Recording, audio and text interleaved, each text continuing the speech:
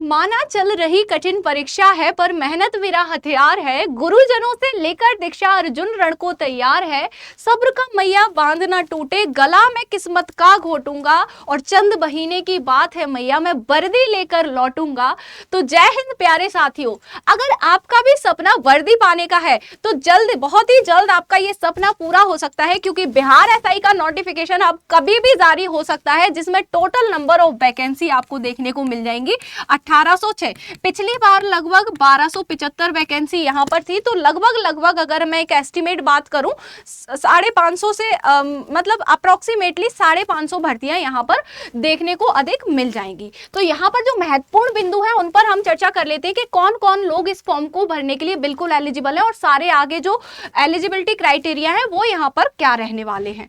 तो सबसे पहले अगर मैं चर्चा करूं कि यहाँ पर जो कंडक्टिंग बॉडी होती है जो इस एग्जाम को कंडक्ट कराती है वो होती है Bihar police subordinate service commission, यानी कि बिहार पुलिस अधीनस्थ सेवा आयोग। नेक्स्ट अगर मैं चर्चा करूं कि यहाँ पर क्वालिफिकेशन कितनी चाहिए, भाई आपको ग्रेजुएट होना जरूरी है, किसी भी मान्यता प्राप्त विश्वविद्यालय संस्थान से किसी भी विषय में स्नातक की डिग्री, यानी कि आपको ग्रेजुएट होना चाहिए, किसी भी स्ट्रीम से हो, किसी भी रिकॉग्नाइज यूनिवर्सिटी से हो। क्लियर। अगर मैं एज लिमिट की बात करूं तो यहाँ पर जितने भी जनरल कैंडिडेट्स हैं, जनरल कैंडिडेट्स यानी मेल, जनरल मेल कैंडिडेट्स जितने भी हैं उनकी एज 20 से लेकर 37 वर्ष तक होनी चाहिए। अगर मैं फीमेल कैंडिडेट्स की बात करूं तो 20 से 40 वर्ष फीमेल कैंडिडेट्स, और साथ ही साथ आपके ओबीसी और ईबीसी के पुरुष की भी सेम एज रहने वाली है 20 वर्ष से 40 वर्ष। अगर मैं बात करूं एससी एसटी पुरुष और महिलाओं की तो यहाँ पर एज लिमिट आपकी 20 वर्ष से लेकर 42 वर्ष के बीच में रहने वाली है। अच्छा जी, राष्ट्रीयता क्या होनी चाहिए? भारतीय नागरिक होने चाहिए। और प्रयासों की संख्या यानी कि टोटल अटेम्प्ट्स का यहाँ पर कोई भी झमेला नहीं है, आप जितना जी चाहे उतनी बार ये एग्जाम दे सकते हैं। ठीक है। वर्क एक्सपीरियंस यहाँ पर कोई भी नहीं है। सैलरी की अगर भाई मेन तो चीज मैम सैलरी है, सैलरी बताओ जब ही तो मोटिवेशन आएगा। तो लगभग 49,000 से लेकर 54,000 के बीच आपकी सैलरी रह सकती है। ये आपकी सिटी टू सिटी XYZ जो सिटी होती है उन पर डिपेंड करता है किस सिटी में कितनी मिलेगी, बट एग्जैक्टली जो आंकड़ा है वो इतना ही रहेगा 49 से 54 के बीच। अगले अगर मैं चर्चा करूं सिलेक्शन प्रोसेस, जो कि मेन इंपॉर्टेंट चीज है आपकी, तो ये कितने फेजेस में कंडक्ट होती है? देखिए पहले तो आपकी प्रीलिम्स परीक्षा होगी, देन आपकी मेंस, फिर आपका पीईटी यानी कि शारीरिक दक्षता परीक्षण, और उसके बाद आपका फिजिकल स्टैंडर्ड टेस्ट यानी कि पीएसटी हो जाएगा। उसके बाद आपका मेडिकल, देन डॉक्यूमेंट वेरिफिकेशन, फिर मेरिट के आधार पर आपका जो सिलेक्शन है वो हो जाएगा पक्का। ठीक है, ज्वाइनिंग आ जाएगी आपकी। प्रीलिम्स टेस्ट की अगर मैं मेन पॉइंट्स की चर्चा करूं, क्या क्या मेन पॉइंट्स यहां पर हो सकते हैं, तो लिखित परीक्षा होती है यहाँ पर, यानी कि ऑफलाइन मोड में अभी तक हुई है, तो आगे भी ऑफलाइन होने की संभावना है। अगर मैं यहाँ पर कहूँ कि 100 प्रश्न आएंगे और उनके अंक कितने रहेंगे? 200, तो इसका क्या मतलब है? सीधा सा एक प्रश्न आपका 2 अंक का होगा। नेगेटिव मार्किंग बिल्कुल होगी जी 0.2 की। प्री परीक्षा के लिए समय अवधि कितनी रहने वाली है? 2 घंटे। 100 प्रश्नों के हल करने के लिए 2 घंटे का समय रहेगा। अब यहाँ पर पूछा क्या क्या जाएगा, तो आपके जनरल नॉलेज से रिलेटेड क्वेश्चन, साथ ही साथ आपके समसामयिक मुद्दे यानी कि करंट इवेंट्स। आगे अगर मैं बात करूं, वे उम्मीदवार जो 30% से कम स्कोर करते हैं वो यहाँ पर डिस्क्वालीफाई हो जाएंगे।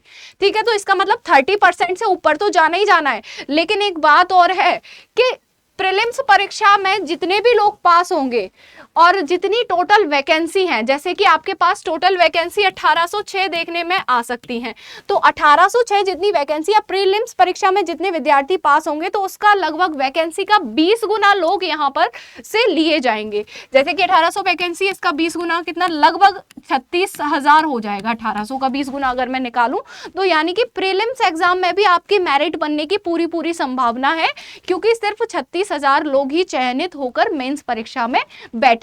ये पॉइंट आपका लिखा हुआ है, 20 गुना उम्मीदवार मेंस के लिए बुलाए जाएंगे। अब प्रीलिम्स टेस्ट का ये आपका मैं पहले भी अभी चर्चा कर चुकी हूँ, समसामयिक घटनाएं, सामान्य ज्ञान और जागरूकता। सामान्य ज्ञान और जागरूकता के अंतर्गत आपके आ जाएंगे हिस्ट्री, पॉलिटी, जियोग्राफी, आपके इकोनॉमिक या फिर मैथ्स और रीजनिंग के क्वेश्चन। ठीक है, ये सारा पार्ट यहाँ पर आपका रहने वाला है। आगे अगर मैं चर्चा करूँ मेंस की, और मेंस की यहाँ पर देखिए दो पार्ट में डिवाइड है, that is paper 1 and paper 2। Paper 1 में क्या है, पेपर 1 में आपकी सामान्य हिंदी रहेगी, 100 मार्क्स की रहेगी, 100 क्वेश्चंस रहेंगे 200 मार्क्स की, और इसको टाइम जो आपको दिया जाएगा इसको सॉल्व करने के लिए वो रहेगा आपके पास 2 घंटे। तो हिंदी का जो नेचर है वो क्वालिफाइंग है, यानी कि आपको सिर्फ 30% मार्क्स इसमें लाने हैं, इसका मेरिट में कोई संबंध नहीं है। इस यहाँ पर जो आप मार्क्स लेके आएंगे उसका मेरिट से कोई रिलेशन नहीं है, इस पर आपकी मेरिट डिपेंड नहीं करेगी, आपकी मेरिट डिपेंड करेगी टोटली इस वाले पार्ट के मार्क्स की। ठीक है, हिंदी का नेचर टोटली क्वालिफाइंग है। तो यहाँ पर क्या क्या आएगा पेपर 2 में भाई, सामान्य अध्ययन, सामान्य विज्ञान, नागरिक शास्त्र, भारतीय इतिहास, भारतीय भूगोल, गणित और मानसिक क्षमता परीक्षण, यानी कि आपका मैथ्स और रीजनिंग।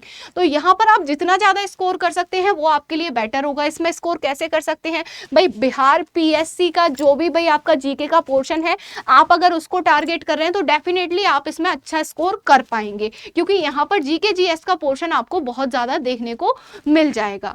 आगे अगर मैं चर्चा करूं कि फिजिकल एफिशिएंसी टेस्ट के क्या मापदंड यहां रहने वाले हैं, तो यहां पर देखिए 1 मील दौड़ किसके लिए, पुरुष के लिए। 1 मील का मतलब 1.6 किलोमीटर। ठीक है, अब 6 मिनट 30 सेकंड के अंदर ये आपको दौड़ पूरी करनी पड़ेगी। महिला के लिए दौड़ का क्या क्राइटेरिया है, 1 किलोमीटर की दौड़ रहेगी, 6 मिनट के अंदर पूरी करनी पड़ेगी। अगर मैं यहाँ पर ऊंची छलांग यानी कि हाई जंप की बात करूं तो मेल्स के लिए न्यूनतम 4 फीट और फीमेल्स के लिए न्यूनतम 3 फीट हाई जंप का क्राइटेरिया है। लॉन्ग जंप की अगर मैं बात करूं, लंबी उछाल की, तो न्यूनतम 12 फीट और यहाँ फीमेल्स के लिए न्यूनतम 9 फीट। अब इन दोनों में भाई आपको 3-3 अटेम्प्ट्स मिलते हैं, यानी कि 3 बारी में अगर आप कूद पा रहे हैं तो कूद लीजिए ऊंची या लंबी छलांग, वरना उसके बाद आप डिस्क्वालीफाई हो जाएंगे।